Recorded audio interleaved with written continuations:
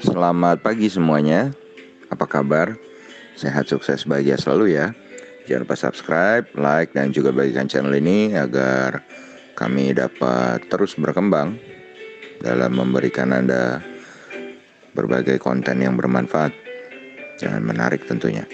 Dan bagi Anda yang selama ini telah mendukung kami ucapkan terima kasih. Dan kami doakan Anda selalu diberikan kesehatan, rezeki, dan kebahagiaan yang melimpah. Mari kita mulai sebuah market outlook untuk perdagangan hari ini di hari Rabu tanggal 14 Oktober 2020. Tadi malam kalau kita lihat market Amerika maupun market Eropa sebenarnya kompak berada dalam teritori merah, dan itu sebenarnya adalah sebuah hal yang wajar karena khususnya market Amerika yang sudah 4 hari berturut-turut berada dalam teritori hijau. Sementara market Indonesia sendiri sudah 7 hari menghijau berturut-turut. Dan kenapa market Amerika memerah? Ya tentu biasa alasannya adalah kekhawatiran tentang stimulus. Itu adalah alasan yang normal ya. Setiap koreksi butuh alasan. Dan yang mengalami penurunan paling sedikit justru adalah saham-saham teknologi atau saham-saham tech yang diberi nama Nasdaq. Nasdaq ini hanya turun 0,1% saja atau 12,4 poin ke 11.864. Disusul Dow Jones mengalami pelemahan 157,7 poin atau 0,55% ke 28.680.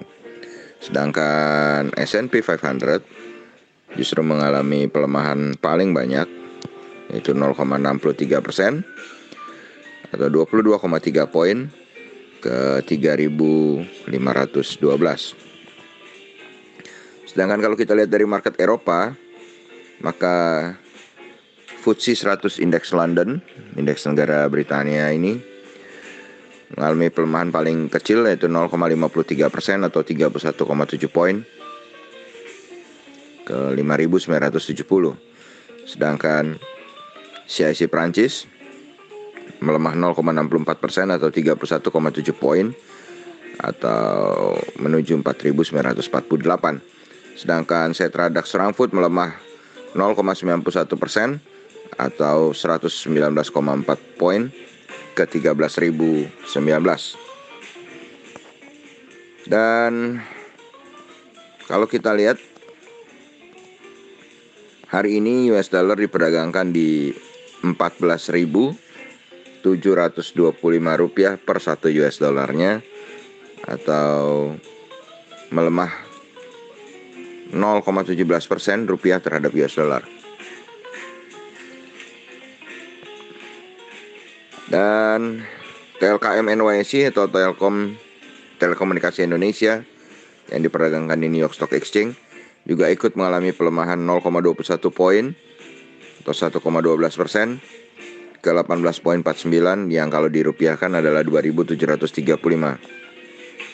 Sementara Edo juga melemah tapi sangat tipis, 0,11% atau 0,02 poin ke 18,35. Ini mungkin merupakan satu indikasi bahwa kalaupun sampai IHSG melemah pun tidak akan terlampau banyak ya, akan mungkin setara Edo 0,11% mungkin.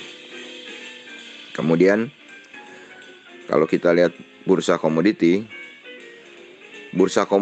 yang mengalami kenaikan paling banyak adalah WTI oil atau minyak atau oil, yaitu 0,67 poin atau 1,7% ke 40,16. Dan gold mengalami pelemahan 1,61% atau 31 poin ke 1.896 US dollar per troy ounce. Timah menguat sangat tipis 0,01% atau 2,5 poin ke 18.257,50. Nikel melemah tipis 1,02% atau 155 poin ke 15.040 poin. CPO menguat 0,33% atau 10 poin untuk kembali break di atas 3.000 ya, ke 3.008. Dan batu bara Rotterdam mengalami pelemahan tipis 0,25 poin atau 0,44% ke 56,75.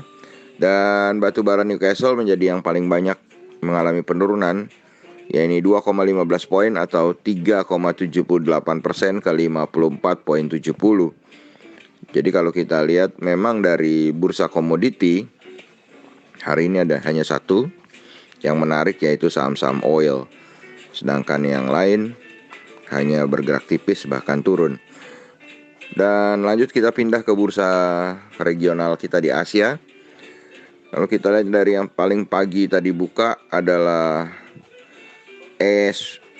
S&P ASX 200 Sydney, bursa dari negara Australia ini mengalami penurunan tipis 0,06% atau 3,6 poin ke 6.192,10.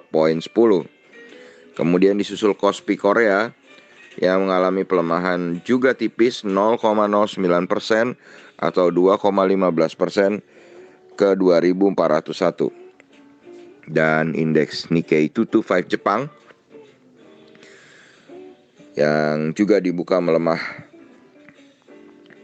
64,78 poin atau 0,27% ke 23.537. Dan kalau kita lihat dari semua data yang tersaji, kita lihat market Amerika melemah, market Eropa juga melemah, market Asia juga melemah. Dan kemarin market Indonesia sudah menghijau 7 hari berturut-turut. Maka hari ini kami memprediksi 65% market akan berada dalam teritori merah. Ya, inilah bukti bahwa kami memang tidak selamanya bilang hanya 5545. Ketika kami sudah sangat yakin atau lebih yakin, kami akan menaikkan persentasenya ke 65%.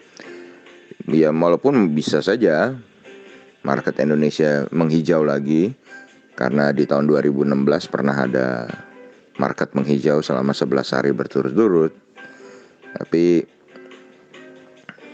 ya, kami memprediksi harus terjadi koreksi sehat terlebih dahulu atau aksi profit taking.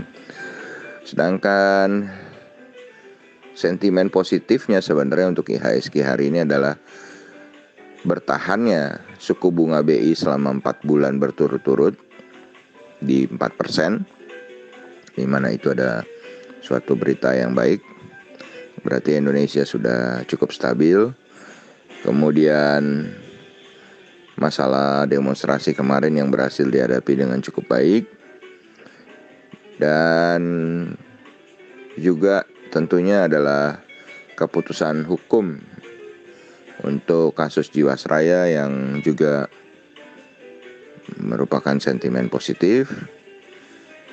Dengan adanya penyelesaian hukum yang seberat-beratnya, tentu menaikkan kredibilitas Indonesia di mata investor. Jadi itu adalah faktor-faktor positifnya, sedangkan faktor negatifnya tentu sudah saya sebutkan sebelumnya. Demikianlah market outlook kita untuk pagi ini. Semoga bermanfaat. Tetap sehat, tetap semangat, maju terus dalam mencapai profit maksimal di pasar modal Indonesia, dan jangan lupa untuk selalu berusaha bahagia.